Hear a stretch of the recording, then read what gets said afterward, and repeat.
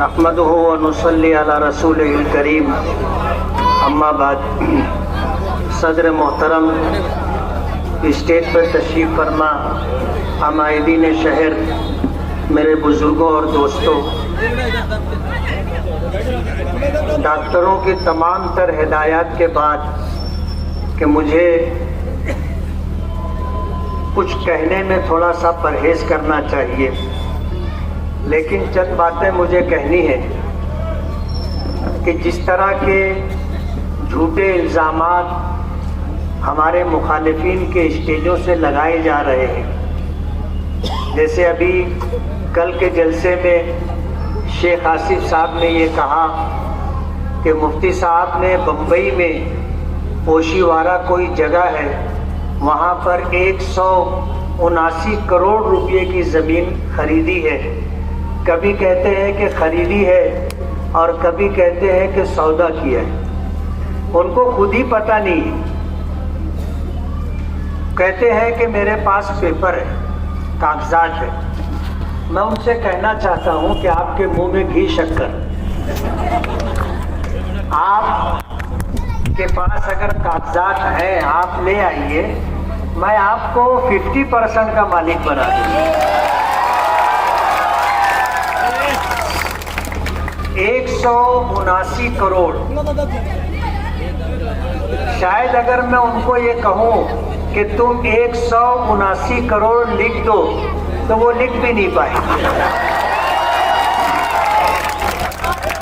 अगर उनके पास कागजात हैं और उनके इस इल्ज़ाम में सच्चाई है, तो मैंने इलेक्शन का जो फॉर्म भरा है उसमें उस फॉर्म भरने में मैंने अपनी जायदाद, अपनी प्रॉपर्टी, ये सारी चीज़ें डिक्लेयर की और ये चीज़ उसमें नहीं है। अगर आपके पास कागजात हैं, आप इलेक्शन कमीशन में जा कर के कागजात पेश कर दो, उसे सही साबित कर दो, मेरा फॉर्म रद्द हो जाएगा और इलेक्शन वन साइड हो जाएगा। जाहिर बात है, जब उनके मद्दे मुकाबिल कोई रहेगा नहीं तो फिर बचेगा क्या? वो तो चुन करके आ जाएंगे। मैं उनको मशवरा देना चाहता हूं कि स्टेज पर झूठ फसाद बोलने से बेहतर ये होगा कि आप इधर मेहनत ना करते हुए इलेक्शन कमीशन में चले जाएं। इस तरह के बेबुनियाद झूठे इल्ज़ामात लगाए जा रहे हैं। मैं आपसे ये कहना चाहता हूं कि इलेक्शन होता रहता है। 2019 में भी इलेक्शन हुआ था। हमारे ये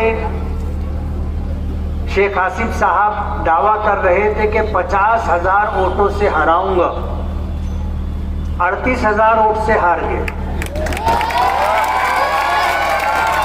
जबकि उनके पास उस वक्त जमीन पूरी सजी सजाई थी। लेकिन शायद मालेगांव वालों के मिजाज को उन्होंने समझा नहीं। बुनकरों के मुताबिक कहा कि अगर कोई मसला होगा तो तुम्हें तेरे 40 पैतरी चढ़ करके आना होगा, फिर मैं सोचूंगा कि तुम्हारा काम करना है कि नहीं करना है। उस वक्त हमारे शफीक राणा साहब उनके साथ थे। इस बात को सुन करके तेरे 40 पैतरी तो बहुत ज़्यादा है, वो एक पैतरी भी नहीं चढ़ी। हमारे यूसुफ इलियास साहब ने ये बात कही कि ये तेरे 40 पैतरी की बात करते हैं, हम 2 पैतरी चढ़ करके मस्जिद में चले जाएंगे, अपने परवरदिगार से अपने मसले हल करवा लेंगे। 2019 का इलेक्शन हुआ। इलेक्शन हार जाने के बाद शेख आसिफ साहब ने अलल ऐलान तकरीबन 30 से 35 हजार लोगों के नाम वोटर लिस्ट से कट करवाए। आज उन लोगों को बदला लेने का मौका मिला है। जिनके नाम इन्होंने कटवाए थे, लोकसभा पार्लियामेंट इलेक्शन के मौके पर उनको समझ में आया कि हमारी तो वोट कट गई। इसी तरह तकरीबन 15 से 18 हजार नए वोटर हैं। ये हमारा मुस्तकबिल है, पहली मर्तबा वोट देंगे। ये मालेगांव की तामीर और तरक्की के लिए, मालेगांव में बच्चों की तालीम के लिए, मालेगांव में बुनियादी सहूलतों की फराहमी के लिए वोट देंगे।